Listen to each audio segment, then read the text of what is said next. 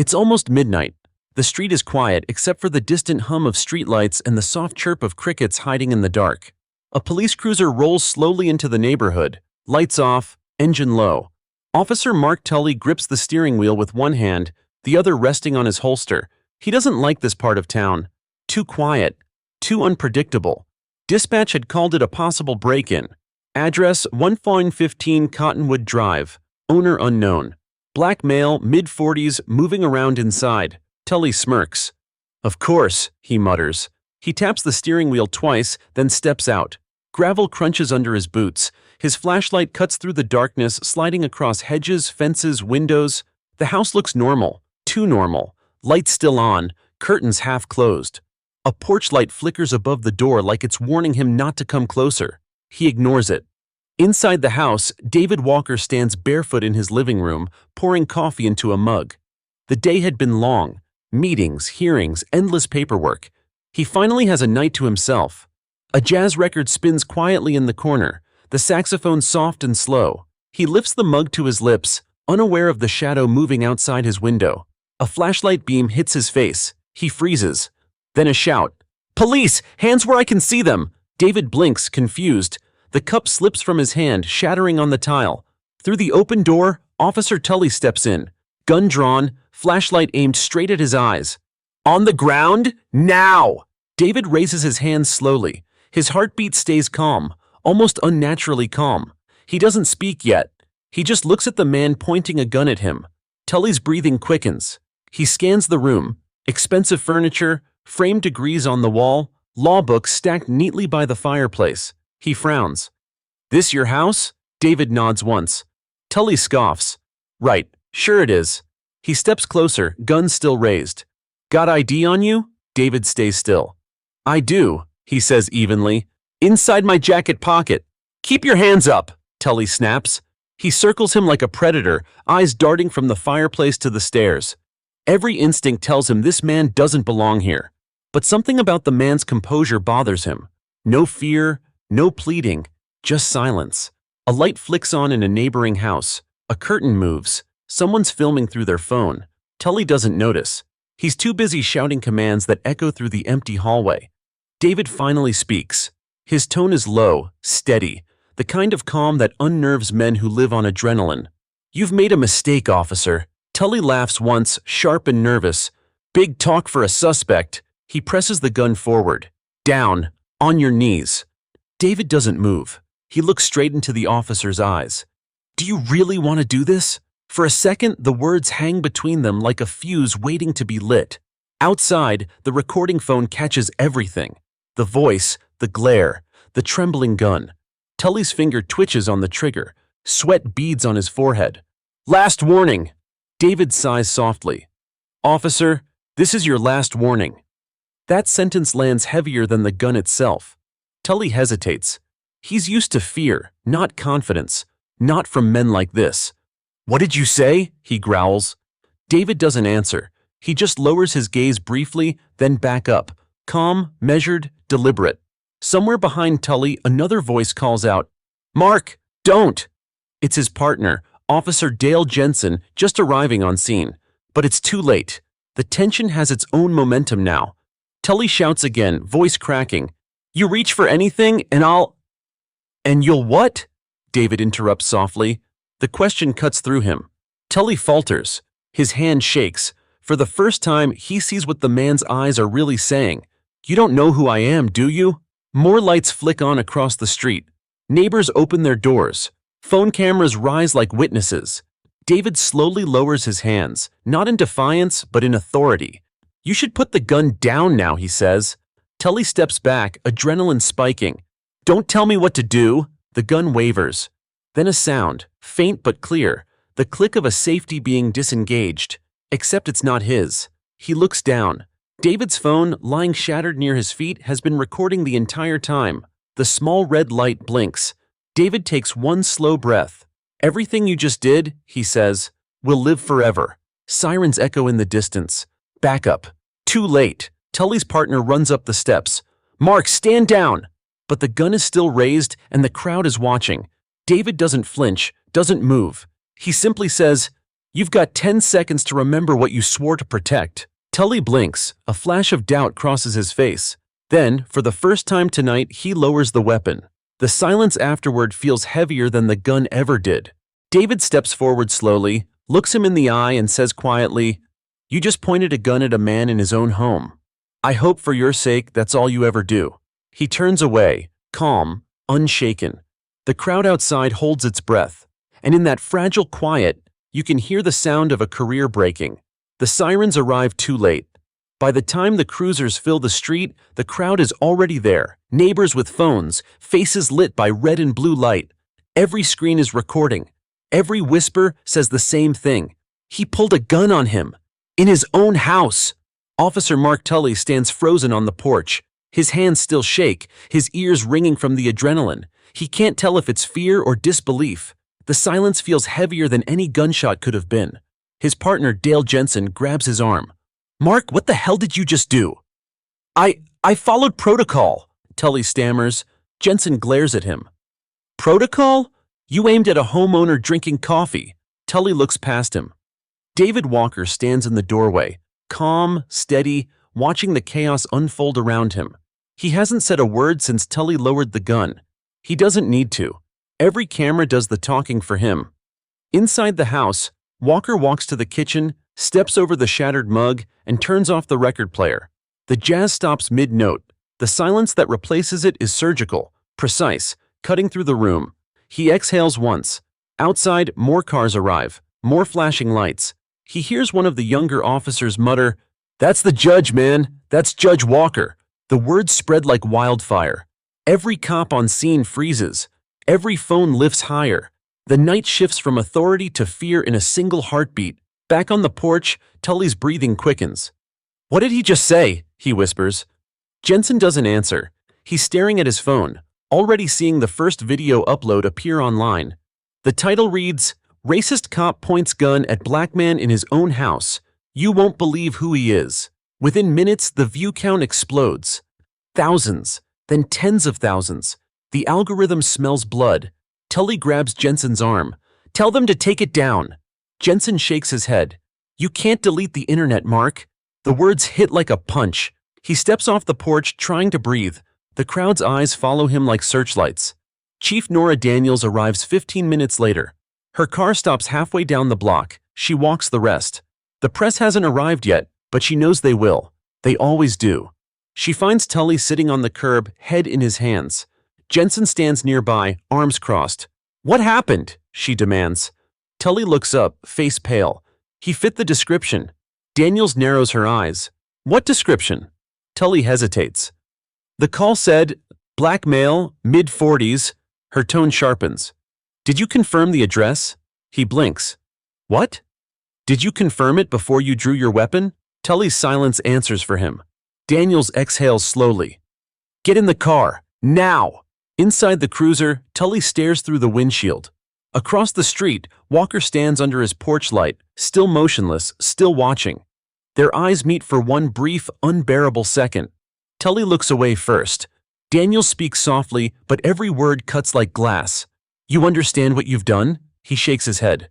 "I thought—" "No," she interrupts. "You didn't think. That's the problem." She radios in. "Dispatch, this is Chief Daniels. I want an internal report and a full body cam review by morning." Then she adds quietly, "And get me Agent Miles Reed from the Bureau." By the time the clock hits 2 a.m., the video has reached 500,000 views. Talk shows cut to breaking news. Headlines scroll in bold white text against black screens. Officer aims gun at federal judge in his own home. Racist incident sparks overnight investigation. Silence of the victim stuns the nation. Comment sections explode. Hashtags flood every feed. #Judge Walker, #Cottonwood. Incident, #silence. Speaks. Tully watches it all from his phone in the back of the cruiser, each refresh worse than the last. His name isn't public yet, but he knows it's only a matter of hours. He mutters under his breath, "I didn't know who he was." Daniels replies without looking at him, "You shouldn't need to know." At the same time, in his kitchen, Walker sits at the table. The house has quieted again. He pours himself a new cup of coffee, ignoring the broken glass scattered across the floor. His phone vibrates. Dozens of missed calls. colleagues, reporters, the bureau itself. He ignores them all. He just watches the video one more time, the frame frozen on Tully's trembling hands. He whispers softly, "He's not the only one who forgot what a badge means." Outside, reporters finally arrive. Floodlights turn the street into daylight. Neighbors give interviews, replaying what they saw. Words like racism and accountability echo across every mic. Chief Daniels stands before them, expression cold. The department is aware of the incident. An investigation is underway. "Is it true the man was a federal judge?" one reporter asks. Daniels hesitates for half a second, just enough to confirm it. No further comment. The cameras flash, the questions multiply. The crowd chants, "We saw the video! We saw the video!" Tully watches from the cruiser. He's never felt smaller. The badge on his chest feels like a weight he can't carry anymore. He whispers to himself, "I thought I was doing my job." From the front seat, Daniels answers quietly, "You thought wrong." By dawn, the video crosses 1 million views. By breakfast, national outlets pick it up. And by noon, one sentence trends everywhere. "He pulled a gun on a judge in his own house." It's not a headline anymore. It's a sentence, a verdict, and no courtroom can overturn it. Morning breaks over a city that hasn't slept. The video plays on every screen, osas, coffee shops, buses, offices, even the police station. No one looks away. No one can. Officer Mark Tully walks through the precinct like a ghost. Eyes follow him down the hall. Conversations stop when he passes. Every badge feels heavier in his presence. He keeps his head down. His hands shake when he tries to sign the incident report. His reflection in the glass door doesn't look like a cop anymore, just a man caught in his own echo. Chief Nora Daniels watches him from her office window. The entire department feels poisoned. Reporters camp outside the entrance, waiting for statements. The phone hasn't stopped ringing since dawn. She picks it up. "Miles Reed," says the voice on the other end. The tone is steady, federal. "Agent Reed," she replies. "You've seen the footage." "I have," he says. "We're sending a team. Internal affairs isn't enough this time." Daniels exhales slowly. She's seen scandals before, but not like this, not with him. At the same hour, across town, Judge David Walker sits in his kitchen. Same chair, same silence. His phone vibrates again. He finally answers. "Sir, this is the Bureau. We need your official statement." Walker replies softly, "There's nothing to say. With respect, sir, the public needs to hear from you." He sips his coffee. They've already heard too much. He ends the call. The news runs on the TV across the room. Commentators argue over his calm. Some call it dignity, others call it arrogance. Walker turns off the screen. He prefers silence. Silence, he's learned, terrifies the guilty more than shouting ever could. Back at the precinct, Chief Daniels calls Tully into her office. He stands by the door like a child waiting for punishment. She doesn't offer him a seat. "Do you understand what kind of fire you've started?" she asks. Tully's voice cracks. "I didn't know who he was." "That's your defense?" she snaps. "I thought it was a burglary." "You thought wrong." He stares at the floor. Daniels leans forward. "Do you realize who that man is? He's a federal judge, Tully. He oversees half the cases in this district." Tully blinks, his face pale. I didn't mean..." "Intent doesn't erase damage," she cuts in. She opens a drawer and slides an envelope across the desk. "Administrative leave, effective immediately." Tully hesitates. "My badge?" She nods toward it. On the desk, he unclips it slowly. The sound echoes through the room. Metal on wood. Final. As Tully walks out, the hallway grows quieter. Cops who once laughed with him now look away. He feels the weight of every silence, every stare. Outside, the reporters swarm. Microphones thrust toward his face. "Officer Tully, did you know he was a federal judge? Do you regret it? Was it racially motivated?" He keeps his head down, pushes through the crowd. One voice shouts above the rest, "You pointed a gun at a man who stayed calm. How do you sleep at night?" He doesn't answer. Because he doesn't. That afternoon, Chief Daniels meets with Agent Miles Reed. He's calm, analytical, the kind of man who sees through excuses. He places a small recorder on her desk. "We're conducting interviews. You're first." Daniels nods. She's tired of pretending everything is under control. "Tell me about Tully," Reed says. "He's been on the force 8 years. No major complaints, just, attitude issues. Bias? She hesitates. Unspoken, but everyone saw it. Reed nods, jotting notes. He'll face both internal and federal review. The body cam confirms he entered without a warrant. Daniels leans back. Good. Maybe it's time someone saw what happens when silence isn't submission. Meanwhile, Tully sits in his car, parked behind an empty gas station. His phone buzzes non-stop. Messages from friends, hate from strangers, his mother crying. He ignores them all. He replays the video again and again. Every frame burns deeper into his mind. The calm in Walker's eyes, the steadiness, the way he never flinched. For the first time, Tully realizes he's not afraid of losing his job. He's afraid of seeing himself through that camera, the way the rest of the world already does. At sunset, Walker takes a slow walk through his neighborhood. The same neighbors who filmed the video now nod quietly as he passes. No words, just recognition. A young man holding his phone lowers it respectfully. Sir, people are calling you a hero. Walker stops. I'm not a hero. I'm just a man who stayed still. The young man frowns. Then why did you stay quiet?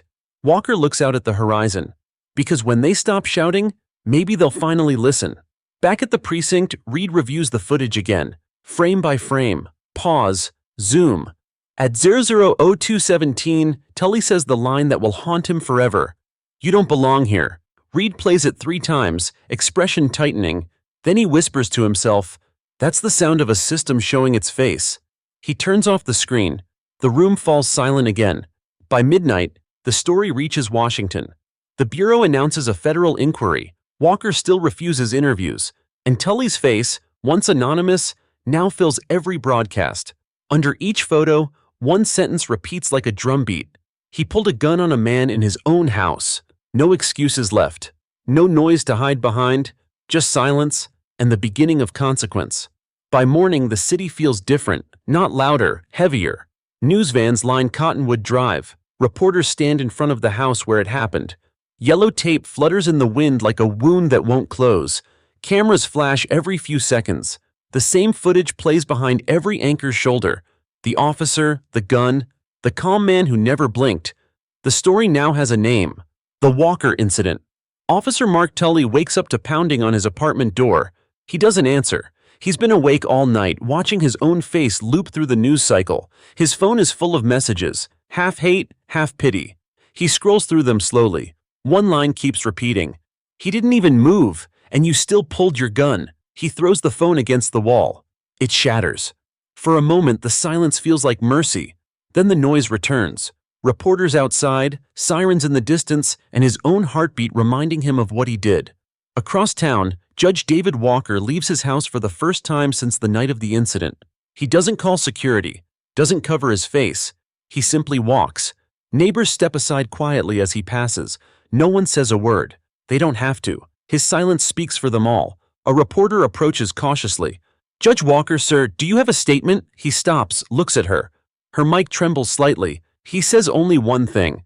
The footage says enough. Then he keeps walking. The reporter lowers her mic, speechless. Her cameraman mutters, that's gonna play on every channel tonight. In the federal building downtown, Agent Miles Reed sits in a conference room full of screens. Every network plays the same clip. Every debate sounds identical. Was it racism, negligence, or fear? Reed doesn't answer. He just listens. To the tone, the patterns, the excuses. A fellow agent asks, what's his angle? Why won't the judge speak? Reed replies softly, he doesn't need to. The silence is the statement. By noon, the courthouse steps overflow with people. Signs rise above the crowd. Silence is power. Justice has eyes open.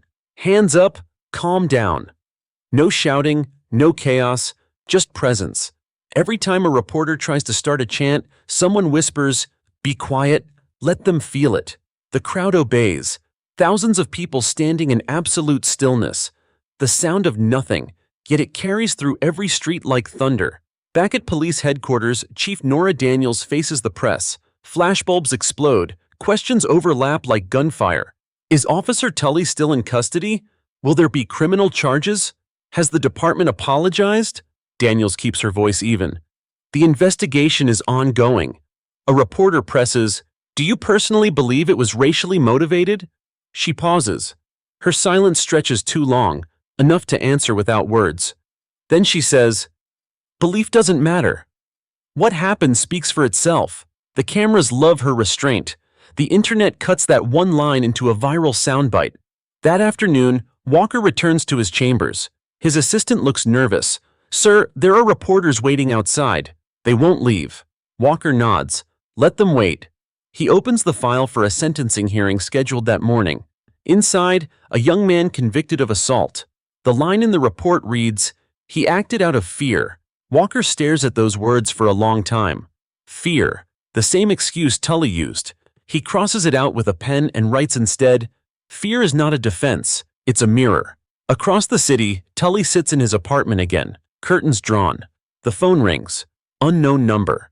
He answers. "This is Officer Tully." The voice on the other end is calm, quiet. "This is Judge Walker's office." Tully freezes. "Why are you calling me?" "The judge wanted to know if you're safe." He doesn't respond. The words hit harder than any punishment. He hangs up, sinks into the couch and whispers, "Why would he care?" But he already knows the answer. Because the man he pointed a gun at still remembers what it means to be human. By evening, the silence becomes contagious. On talk shows, guests stop yelling. Even anchors lower their voices. Clips of Walker walking through the courthouse replay again and again. No sound, no statement, just that look. Hashtags shift from anger to reflection. "I didn't yell, be still, listen," to silence. It's no longer a scandal. It's a mirror. Chief Daniels watches from her office. The precinct feels different now. You can hear whispers of self-doubt, guilt, fear. She tells Reed quietly, "You feel that? That's what reform sounds like. It's not noise, it's discomfort." Reed nods. Discomfort means it's working. Late that night, Walker receives a letter slid under his door.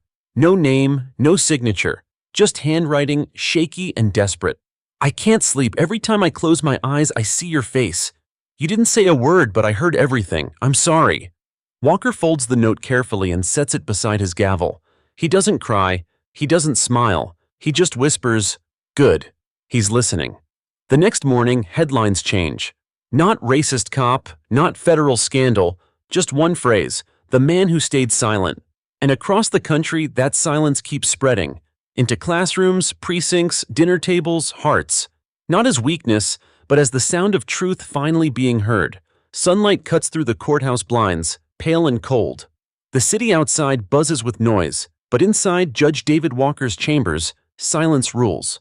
Files cover his desk, civil suits, police reports, letters from citizens he's never met. Every one of them begins the same way. After what happened, he doesn't answer them. He doesn't have to. His silence has already spoken louder than any official statement could. In the hallway, a group of clerks whisper as he passes. He never raised his voice? Not once. Then how is everyone still listening? Because they are. Across the city, across the country, people are still watching that one clip. The man who didn't flinch while a gun trembled in his face. Some call it strength. Others call it divine. Walker calls it necessary. At the FBI field office downtown, Agent Miles Reed reviews the growing case file. The video, the transcripts, the testimonies, each detail is a thread in a web of quiet accountability. He presses play again, frame by frame. Pause. Rewind. He studies Walker's eyes, calm, unshaken. He studies Tully's hand, trembling, desperate. Reed mutters to himself, "Two men. One moment. The entire country split between them." He writes a note on the case file. Authority isn't about volume. It's about presence. Chief Nora Daniels enters the room. She looks tired, older than she did 2 days ago. "Reed, the mayor's calling it a PR disaster. They want a public apology." Reed doesn't look up. "For who? The cop or the country?" She doesn't answer. He finally turns to face her. "Chief, this isn't just about one officer. It's about what the silence exposed." Daniels sighs, rubbing her temples. "I've led this department 20 years. I thought I understood justice. Turns out I only understood order." Reed studies her face. "And now?" "Now," she says quietly, "I'm starting to hear the difference." Across town, Tully wakes to pounding on his door again. But this time it's not reporters. It's himself, heart hammering against his ribs, guilt clawing at his sleep. He looks in the mirror. The man staring back doesn't wear a uniform, doesn't wear pride, just shame. He turns on the TV. Mistake. Every channel still shows him. Freeze frames of his face mid-shout, mid-aim, mid-regret. He mutters under his breath, "I didn't mean to," but even his own reflection doesn't believe it anymore. Walker drives to the courthouse in silence. He doesn't take the back entrance. He walks through the front door like everyone else. The guards stand straighter when they see him, unsure if they should salute or apologize. He gives them both a small nod. No words, just acknowledgement. In the courtroom, reporters fill the benches pretending to be interested in the next trial, but every camera lens is pointed at him. He feels their eyes but doesn't react. Instead, he opens the first case file of the day, a domestic assault. The defendant, a police officer. He reads the statement carefully, then looks up. The courtroom quiets instantly. "Mr. Dalton," he says, voice steady, "fear is not a reason to strike. It's a warning that you should stop."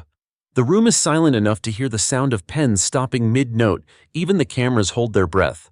After the hearing, Walker steps outside. A reporter calls out, "Judge Walker, why haven't you spoken about your own case?" He stops, turns slightly. Because sometimes the silence of one man tells the truth of thousands. He keeps walking. The reporter lowers her mic, stunned. Within minutes, the clip goes viral. Again, Agent Reed watches the footage from his office. He leans back, murmuring, he's not avoiding the spotlight, he's using it. Daniels walks in, holding another file. Tully's lawyers are asking for a meeting. They say he wants to talk to the judge. Reed arches a brow. Face to face? She nods. He says he can't live with what's in his head anymore. Reed closes the laptop slowly. Good. Maybe confession is the only language men like him understand. That evening, a storm rolls over the city. Rain lashes the courthouse windows. Inside, Walker stays late, reading case files under dim light. Thunder rumbles outside. His phone buzzes. A single message from an unknown number. "Thank you for not killing me with your anger." He stares at the text for a long time, then replies with 2 words. "Thank you." He doesn't send it. He just types it and deletes it. Some answers are better left unsent. Meanwhile, in a cramped motel room, Tully sits at a small table, staring at his own body cam footage. He rewinds it again and again. He stops at the moment Walker says, "Do you really want to do this?" Every time he hears it, something cracks a little more inside him. By the 5th replay, he's crying quietly, not for forgiveness, for understanding. He whispers, "I didn't even know his name." By midnight, the rain stops. The city lights reflect off wet streets, shimmering like truth trying to break through. Reed stands by his office window, phone pressed to his ear. He's speaking to Washington. "Yes, sir." The judge refuses comment. "No, sir. I don't think silence is weakness. I think it's strategy." He ends the call and watches lightning fade in the distance.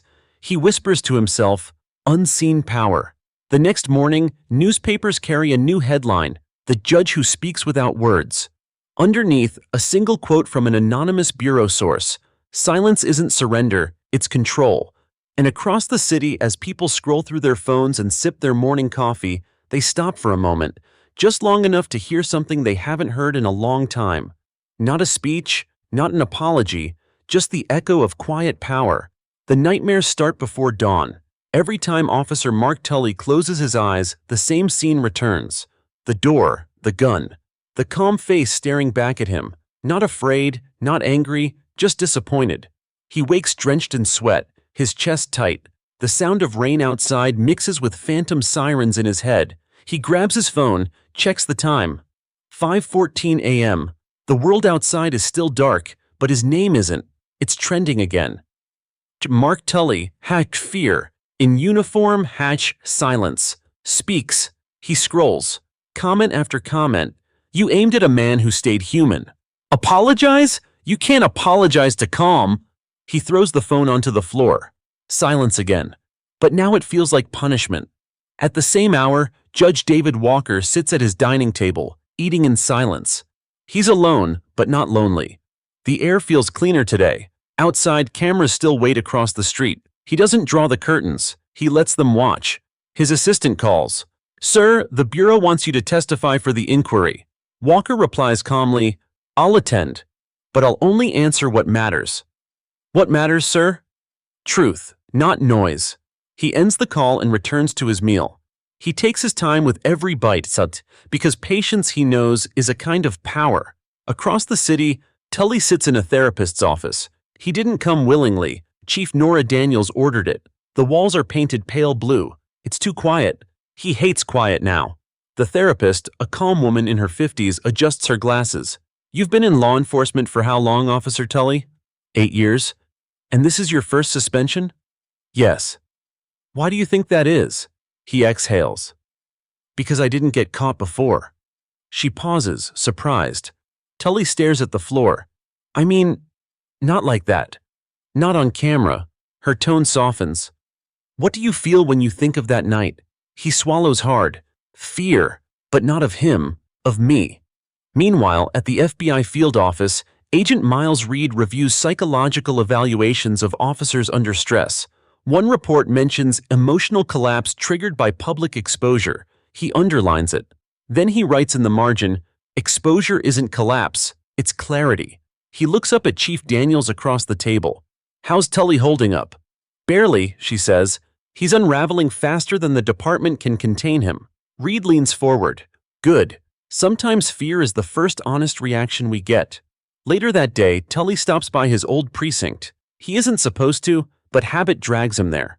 As soon as he walks in, the chatter dies. Every conversation fades into whispers. A rookie officer mutters, "That's him."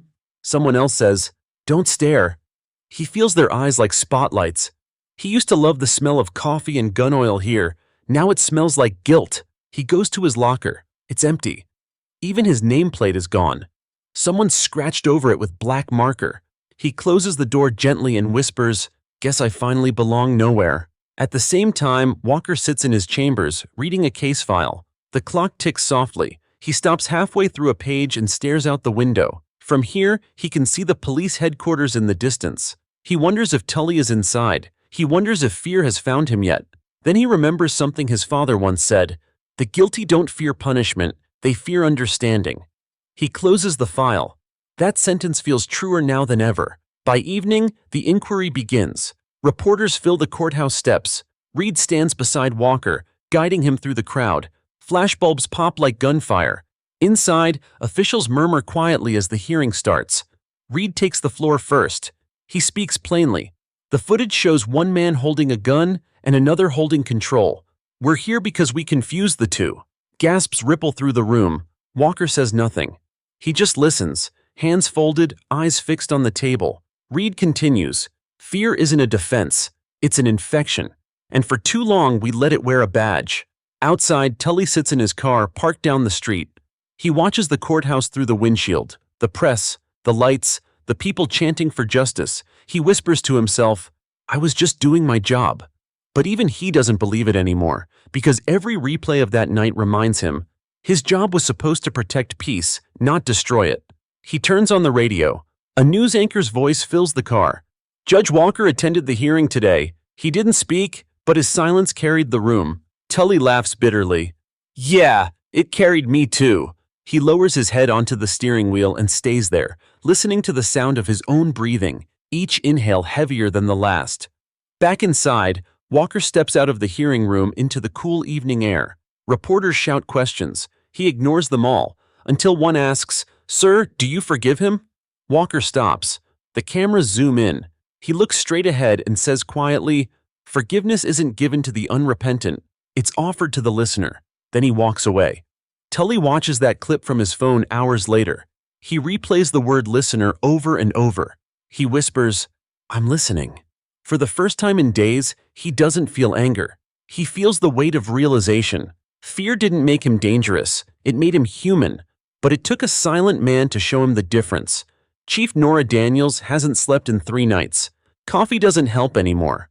Neither do the statements drafted by lawyers or the scripted apologies from City Hall. Every headline screams the same thing. Department under fire after Walker incident. Her badge sits on her desk, polished, perfect, and suddenly meaningless. She stares at it for a long time. That little piece of metal once symbolized control. Now it feels like proof of guilt. The phone rings again. She doesn't answer. She knows who it is. The mayor, the commissioner, the same voices repeating the same lies. Contain it, delay it, deny it. She closes her eyes, whispers, "You can't contain a storm that's already in the air." When she finally picks up, her tone is flat. "Daniels." "Chief," says the mayor's voice, "we need calm. Tell the press the department stands united." She stares out the window at the city. "United in what, sir?" "Silence or shame?" There's a pause. Then the line goes dead. An hour later, Agent Miles Reed walks into her office. He doesn't bother knocking. He drops a folder on her desk. "Preliminary findings," he says. "Internal reviews not looking good." She flips through the pages. Complaints, missed red flags, ignored warnings, all with her signature at the bottom. Reed watches her quietly. "You knew, didn't you?" She exhales. "I suspected.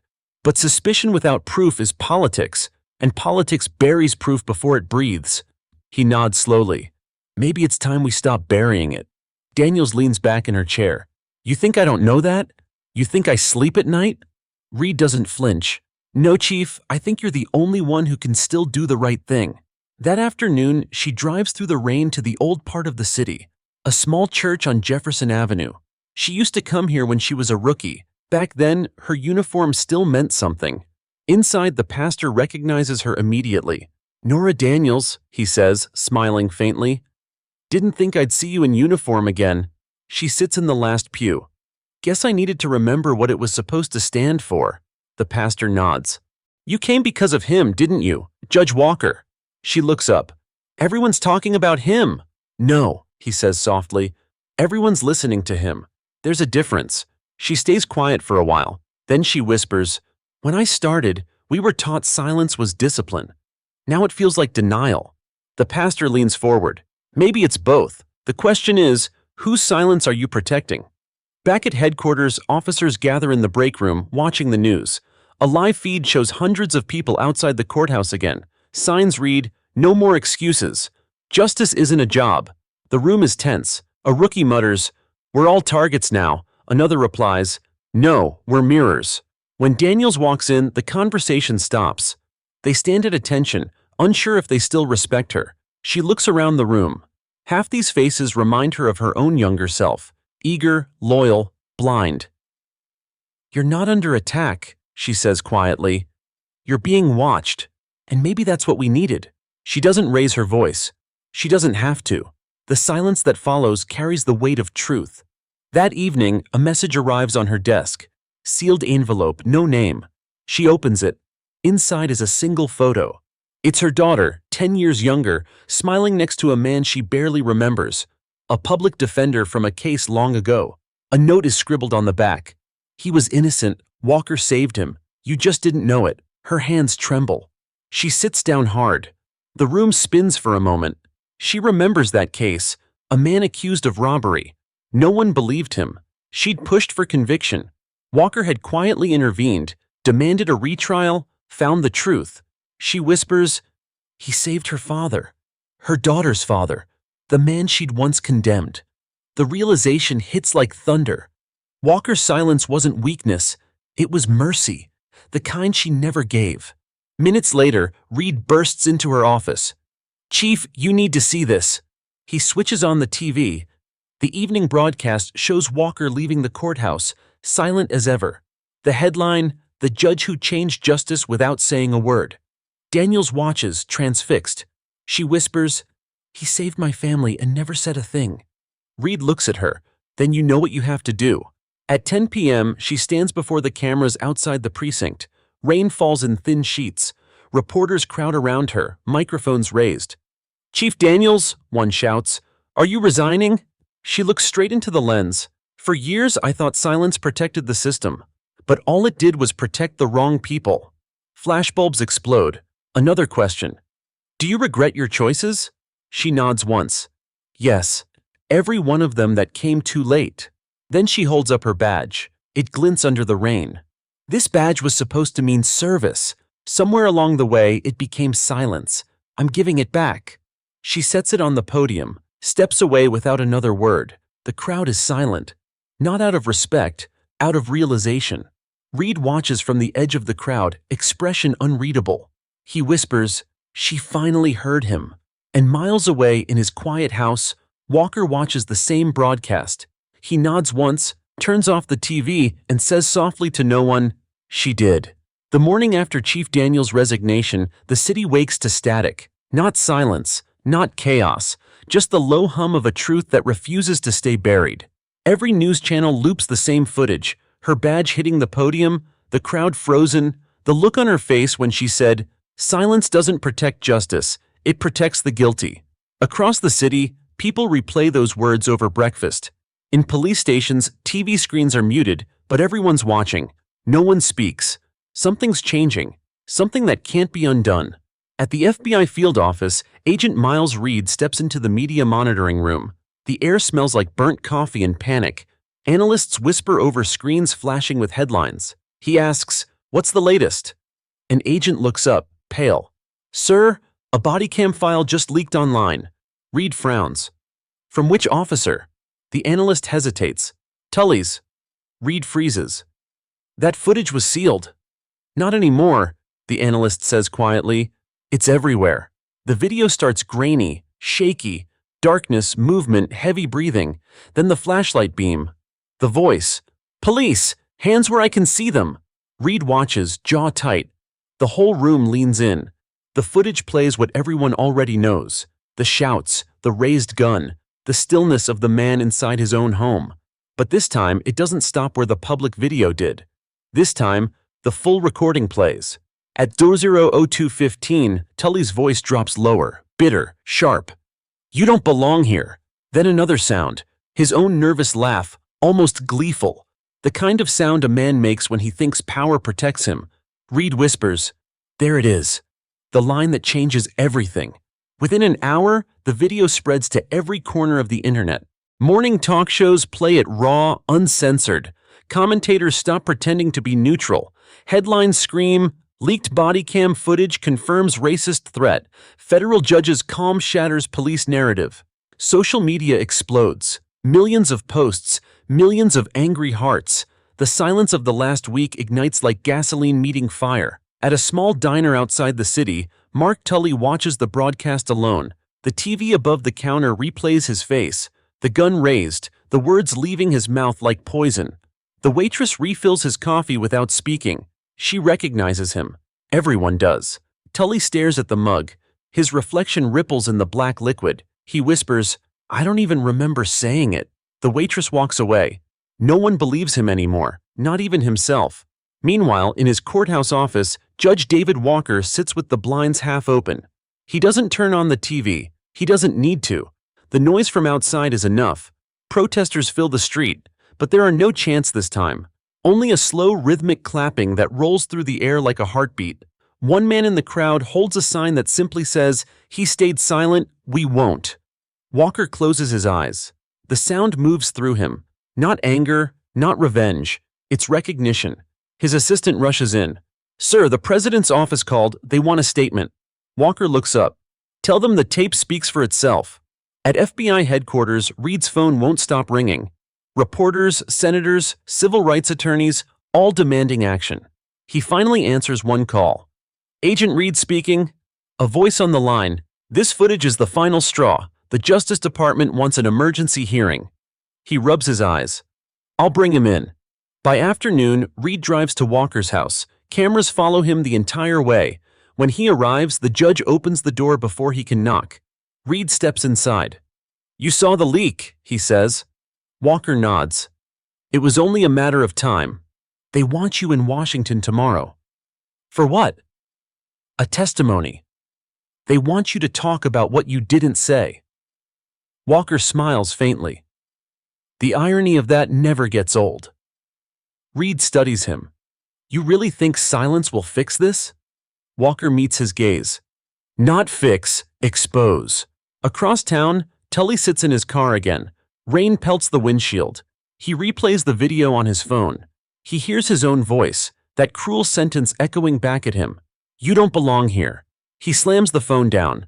The screen cracks. He buries his face in his hands. He whispers, "I don't belong anywhere now." At sunset, Chief Daniels appears on a late-night interview show. She looks different, calm, unarmed, free. The host asks, "Do you feel responsible for what happened?" She nods slowly. "Yes, I protected the badge so much I forgot who it was supposed to protect." The audience goes silent. She continues, "Judge Walker's silence didn't shame us.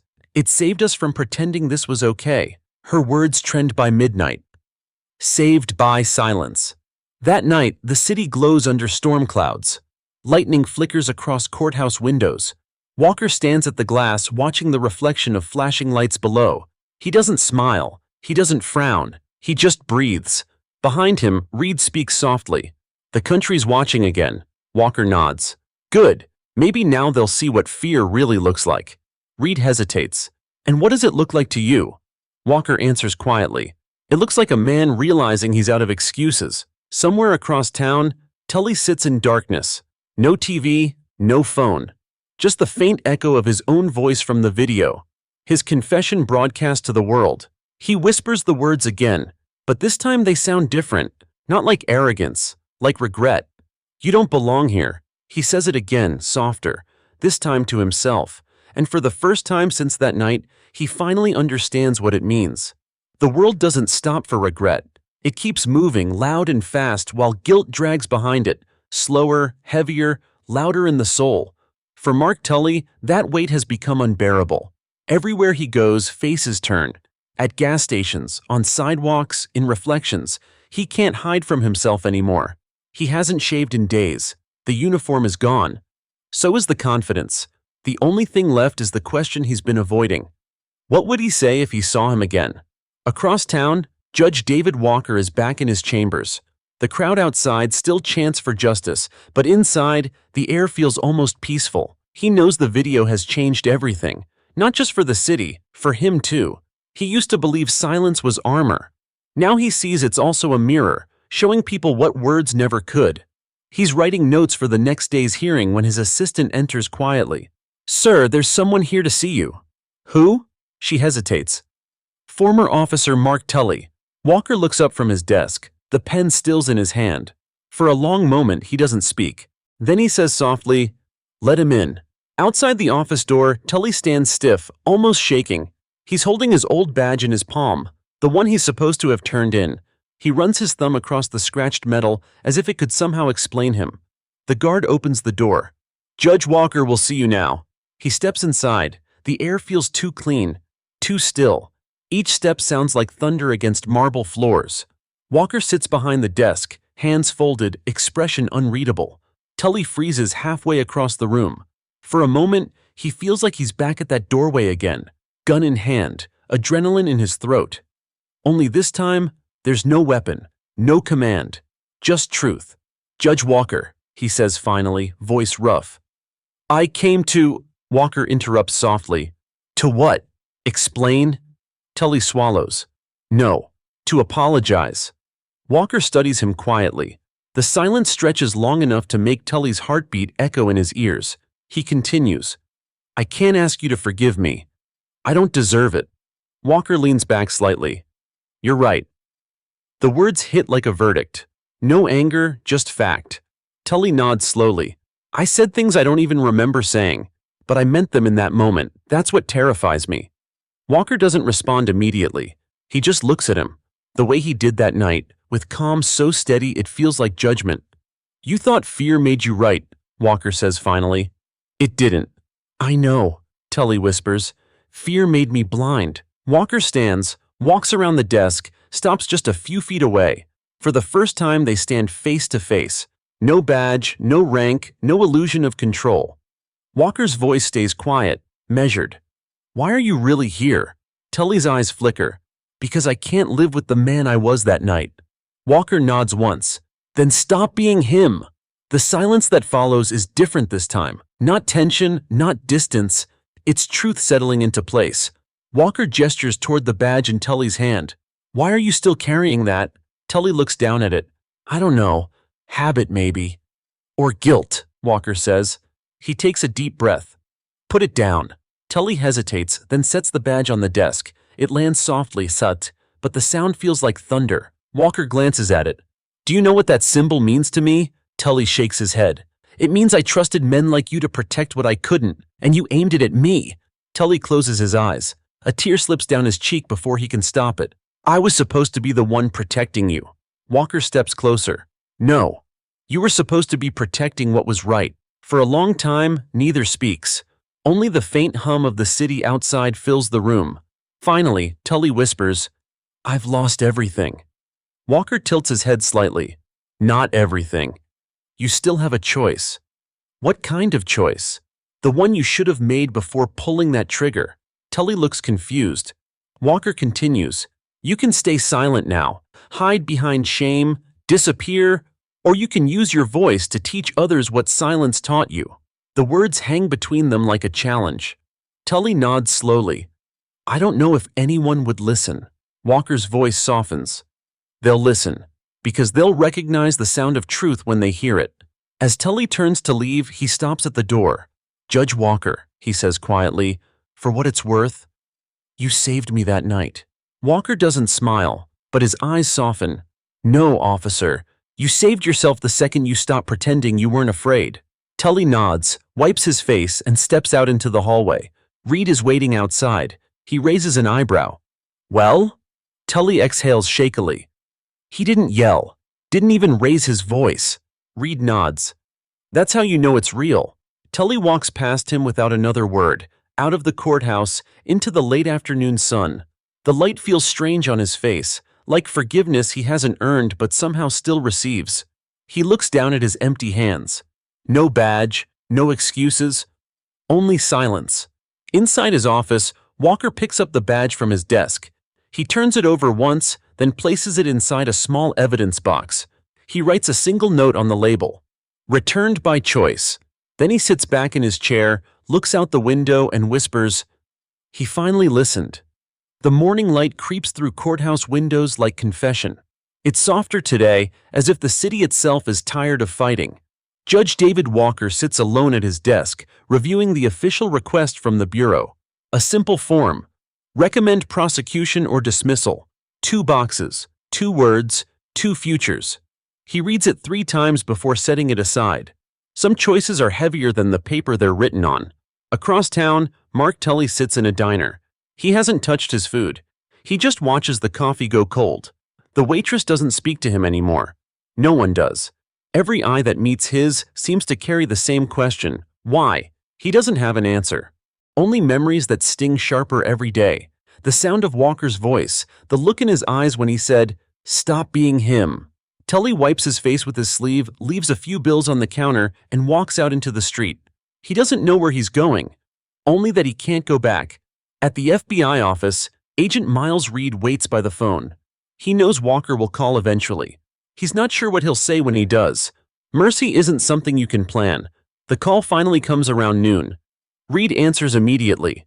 Judge Walker, I've made my decision. Reed hesitates. And? I'm not pressing charges. There's a long silence on the line. Reed finally says, You sure about that? Yes. You understand the message that sends? Walker's tone is calm, unflinching. I do. That's why I'm sending it. Later that afternoon, reporters fill the courthouse steps again. Walker steps outside, no prepared statement in hand. The microphones crowd toward him like metal moths to light. Judge Walker, is it true you've chosen not to pursue legal action? He nods once. Why? Someone shouts. He answers simply, Because punishment teaches fear, but fear's what got us here. The crowd falls silent. Another reporter calls out, Then what do you believe justice looks like? Walker looks out over the crowd, faces tired, hungry for meaning. He says quietly, Justice isn't revenge, it's memory. Then he walks back inside. No more questions, no more words. The headlines spread within the hour. Judge Walker declines charges, calls for reflection instead.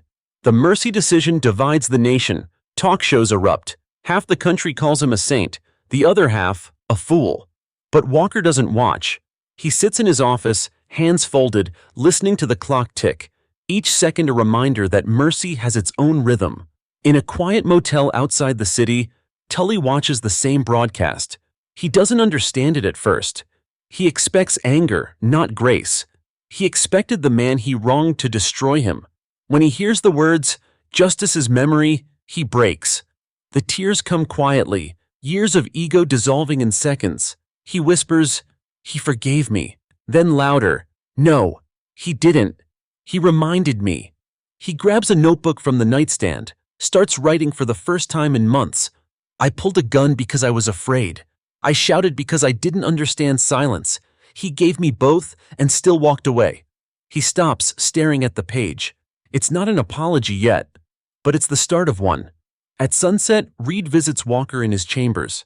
He doesn't knock. They've stopped pretending formality matters. You really letting him walk? Reed asks. Walker nods. I'm not letting him walk. I'm letting him carry it. Reed frowns. People will call you weak. They already have, Walker replies softly. But weakness doesn't change systems. Conscience does. Reed sits across from him, shaking his head. I don't get how you stay calm through all this. Walker smiles faintly. I don't stay calm. I choose it. That evening, Walker receives a letter. No return address, just a single word on the envelope. Thank you. Inside, a folded page. Handwriting rough but careful. You said justice is memory. I'll remember every day I failed it. That's my sentence. No signature. But Walker knows. He folds the letter neatly and slips it into his desk drawer beside the body cam evidence. 2 testaments. 2 sides of the same truth. At the same hour, the mayor holds a press conference. He calls Walker's choice controversial, says it sends the wrong message. But when he's done talking, someone in the crowd shouts, "The judge already sent the right one." Applause breaks out, quiet but real. Even the cameras lower for a second, as if the country itself is learning to listen. That night, Walker stands on his balcony. The city glows below him. Sirens, headlights, quiet lives still moving. He takes a slow breath. He thinks of Daniels, Reed, Tully, all bound by the same moment of truth. He whispers, "Mercy isn't freedom, it's a mirror." Then he turns off the lights and lets the silence return. Across town, in a cheap motel room, Tully closes his eyes for the first time in a week and sleeps, not peacefully, but honestly. The mercy barely lasts 24 hours. By morning, headlines have changed again, no longer about forgiveness. Now it's about exposure. A new story hits every feed at once. Leaked files reveal Officer Tully's pattern of misconduct. Attached are names, dates, reports, complaints buried, charges dismissed, lives ignored. The public thought they knew everything. They were wrong. In her small apartment, journalist Jamie Ellis watches the numbers climb on her post. She didn't mean to become part of the story, but truth doesn't ask permission. The anonymous source sent her the documents at dawn. Internal memos. Unfiled investigations. A pattern of silence stretched across years. She'd verified them twice before publishing. Now her inbox floods with threats, praise, and fear, all at once. She takes a deep breath and whispers, "Let them see it." At FBI headquarters, Agent Miles Reed slams the folder on his desk. "Where did she get this?" His assistant stammers. "We're tracking the leak, sir, but it looks internal." Reed exhales sharply. "Of course it does. It always does." He picks up the phone. "Get me Chief Daniels." But she's not answering anymore. She resigned, disappeared, maybe on purpose.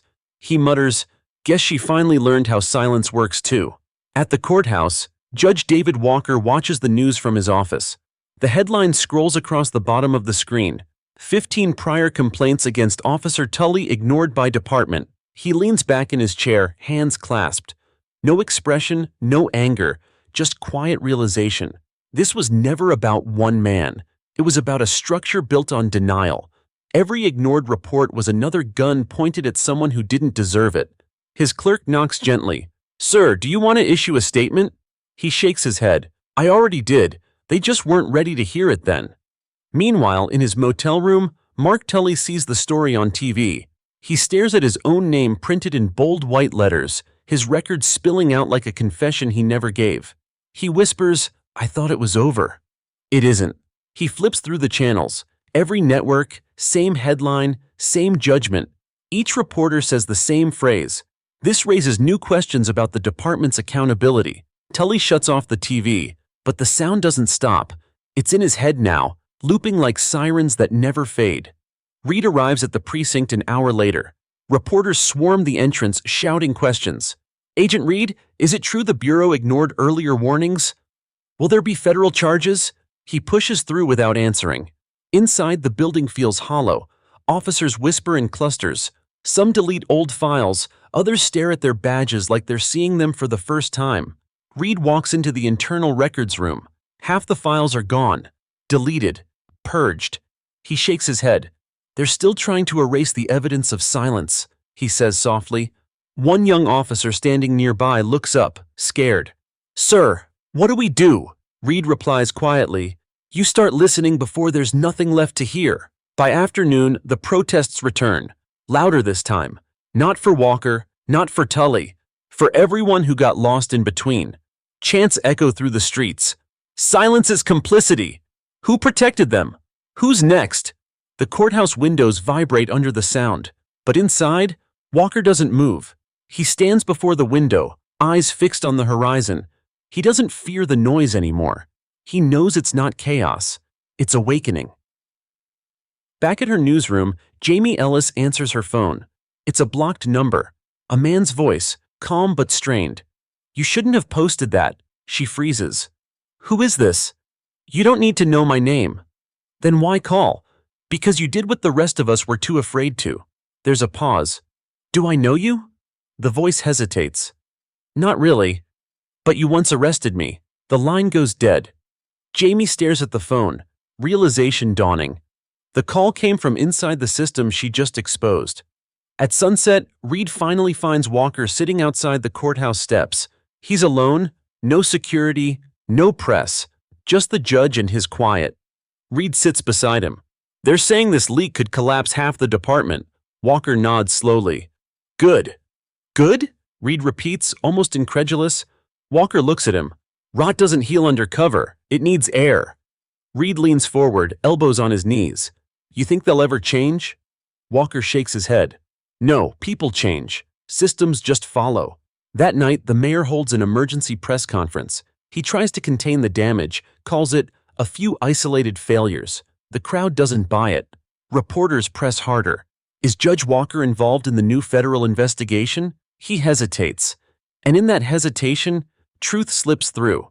Tully drives aimlessly through back roads, the radio on low. Every few minutes, the static clears just enough to play a soundbite of Walker's voice. Justice isn't revenge, it's memory. He pulls over, gripping the steering wheel, eyes wet. He whispers, I remember.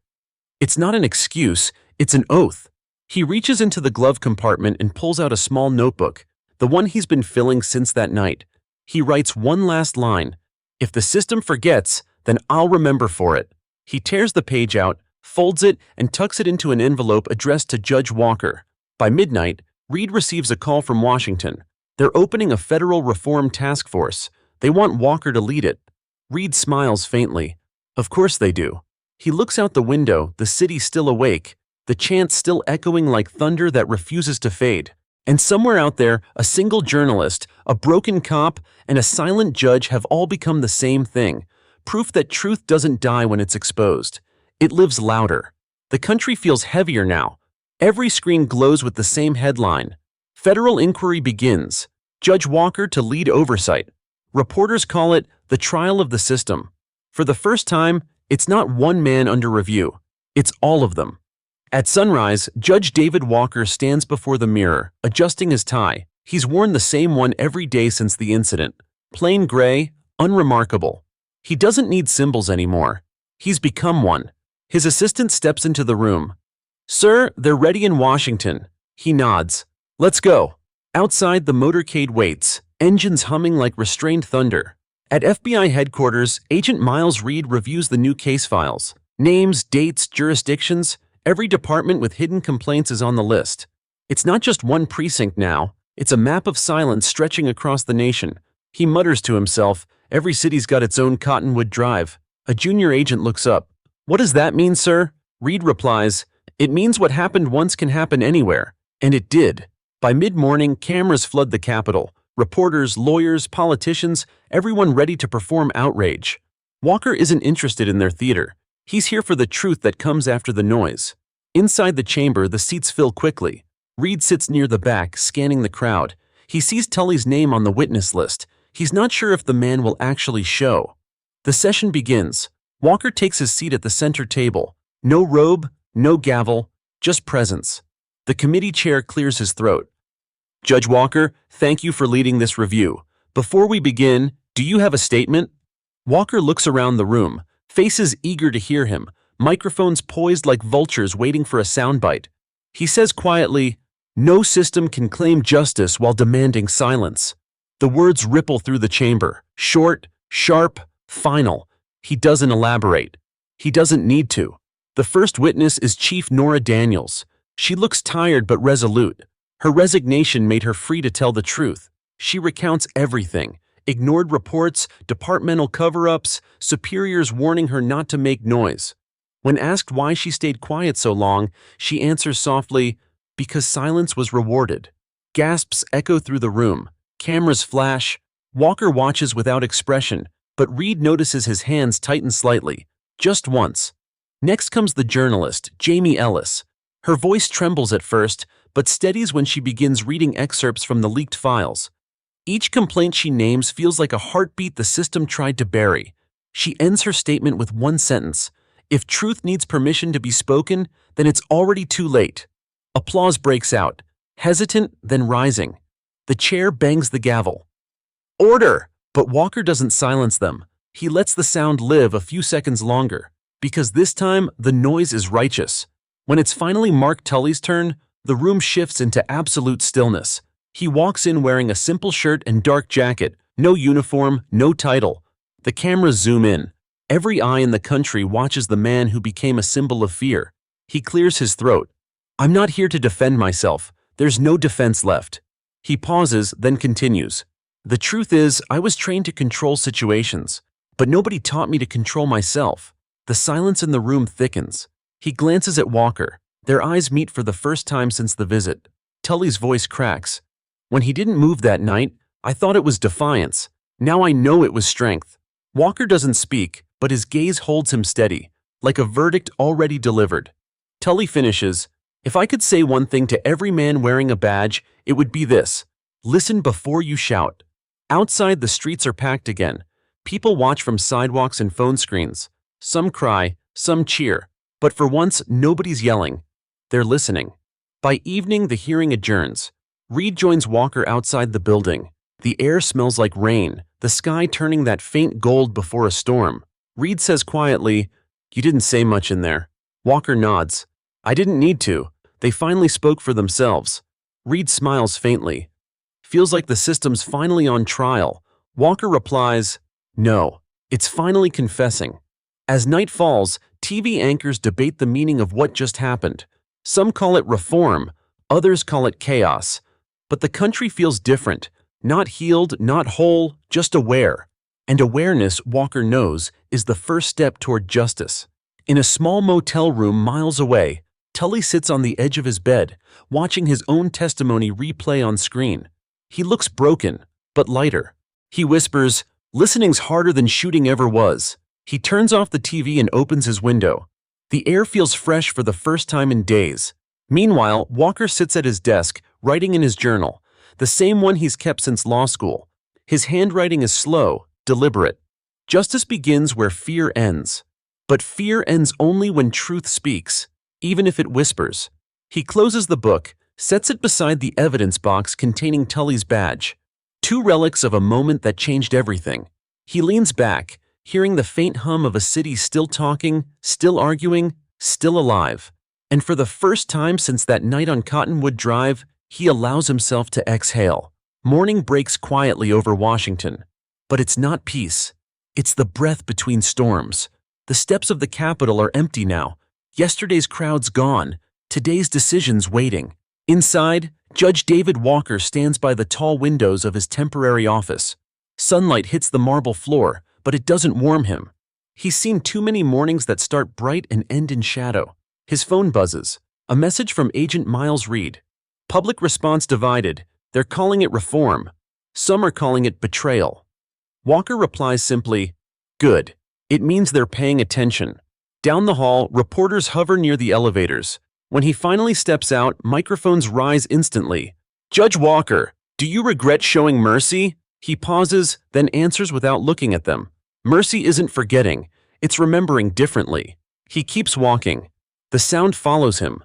Clicks, flashes, whispers, but none of it touches him anymore. Across town, Mark Tully wakes to sunlight spilling through thin motel curtains. He doesn't flinch at the light this time. He's not running anymore. He sits on the edge of his bed, watching dust drift through the air.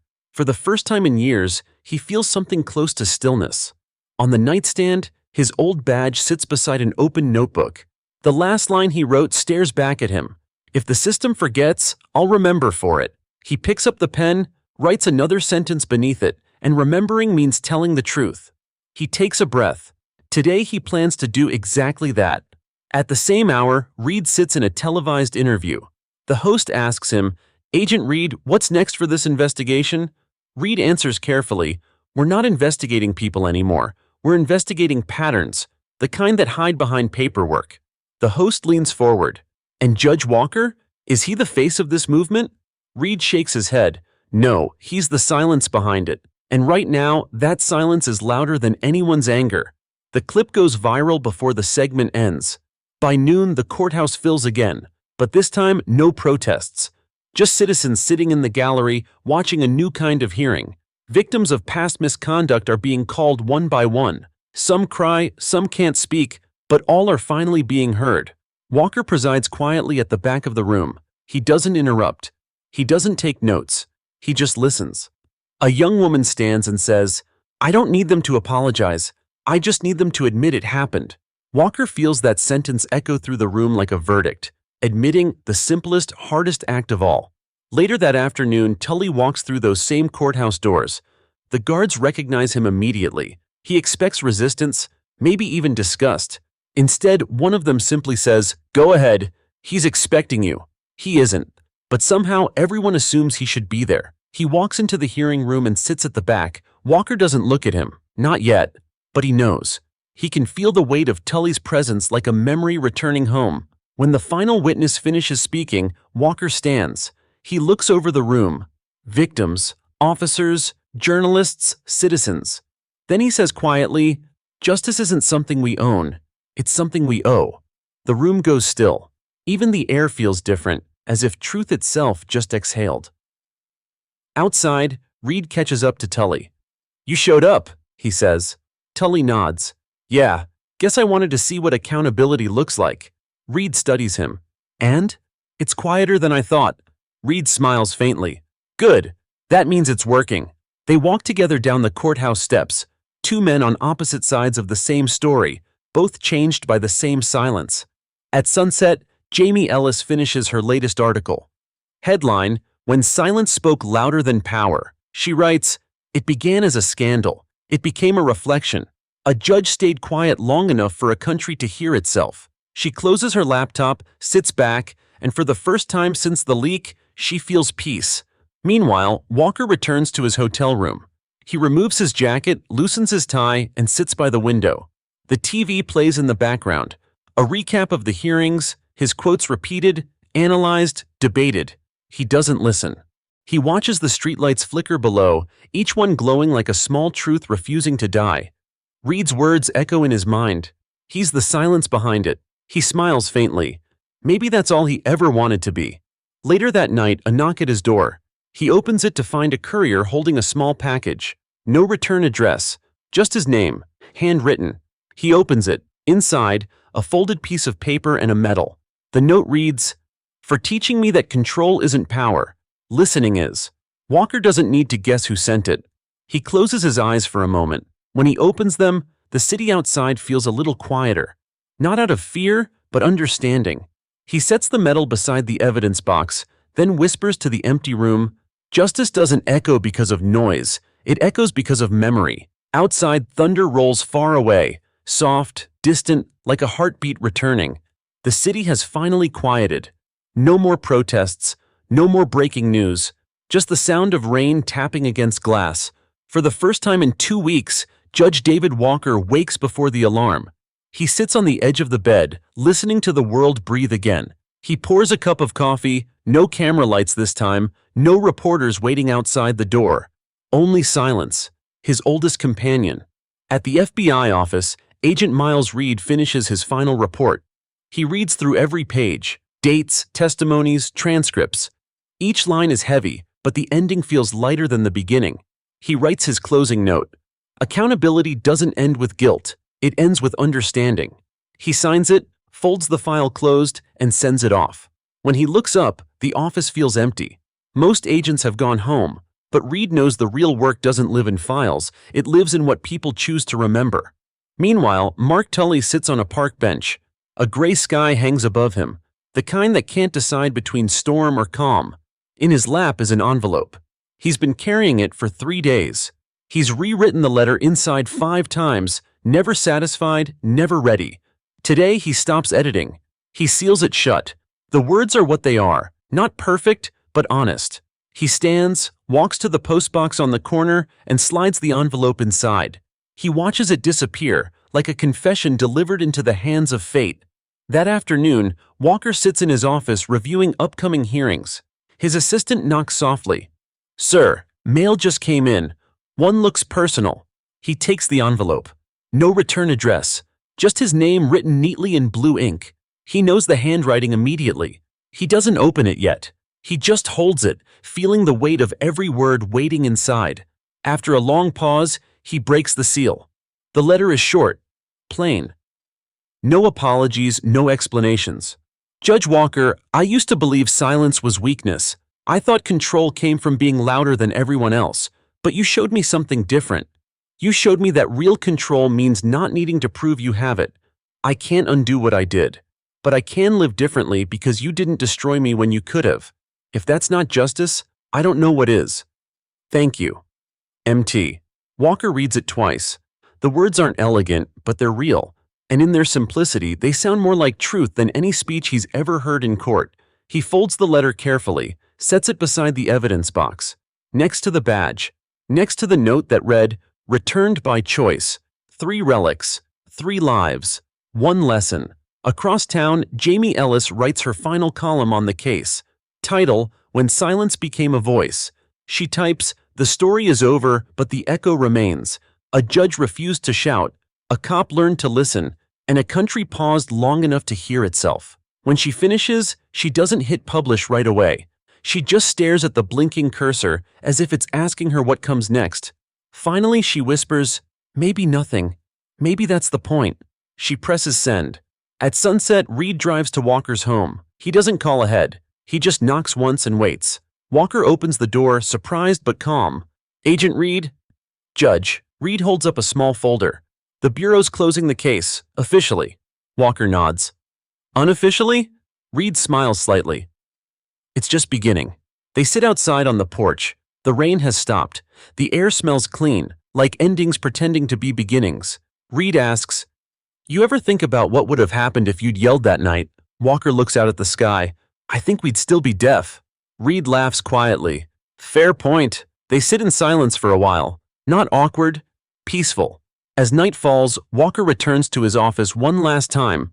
The courthouse feels different now. Not haunted, not heavy, just quiet. He walks to his desk, lights a single lamp, and opens his journal.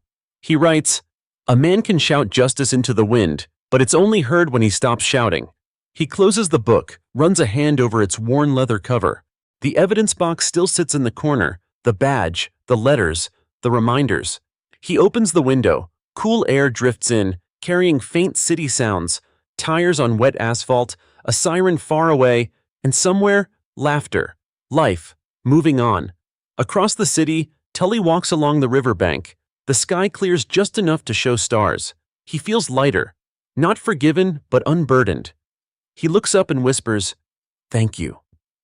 Not to the sky, not to God, but to the man who taught him that silence could save. Then he walks home. No cameras, no noise, no audience. Just steps, real ones. Back in his office, Walker locks the evidence box, places it on a shelf labeled closed. Then he turns off the lights and says quietly, "Adaletin yankısı sessizlikte duyulur." The echo of justice lives in silence, and for the first time since the night it all began, he smiles. 15 days since the night on Cottonwood Drive. 2 weeks that changed a city. 2 weeks that made the whole country stop and listen. The storm has passed, but its echo still lives in the quiet. Judge David Walker wakes before dawn. The world outside his window glows soft and gray, the kind of morning that feels clean, like something old has finally burned away. He gets dressed slowly, no press waiting outside, no hearing scheduled, no noise left to face, just the silence. His silence, the one that started everything. He locks his door, steps into the cool morning air, and walks. No destination, no escort, no ceremony. Just one man and the sound of his own footsteps. Across the city, Agent Miles Reed sits in a conference room staring at a whiteboard. The task force has dissolved. The files are archived. The phones have stopped ringing. He writes one last line on the board before turning off the lights. Every institution is just people pretending not to be afraid. He caps the marker and smiles faintly. He understands it now. Why Walker never shouted. Because you can't out-yell fear. You can only outlast it. He gathers his things, grabs his coat, and leaves the office for the last time. Meanwhile, Mark Tully stands at the edge of a community center parking lot. A hand-painted sign above the entrance reads, "Courage Through Listening, Police Reform Workshop." He hesitates before stepping in. Dozens of young officers sit in folding chairs, some barely out of training. When they see him, whispers ripple across the room. He takes a deep breath and begins. "I don't have a badge anymore," he says. "I don't have excuses either. What I have is a story about fear and what it can make a man do if no one ever teaches him to pause." The room is silent. Every word lands heavier than the last. He tells them everything. The night, the mistake, the face of the man who never raised his voice. "I pointed a gun at Calm," he says softly, "and I lost more than my career. I lost who I was." When he finishes, no one claps. They just sit, absorbing the truth. That's how he knows they're listening. He steps outside afterward, breathing deeply, as if he's lighter now. At noon, Jamie Ellis walks along the courthouse steps. She's there for a small ceremony, the city dedicating a new mural on the outer wall. When the cover drops, the crowd gasps quietly.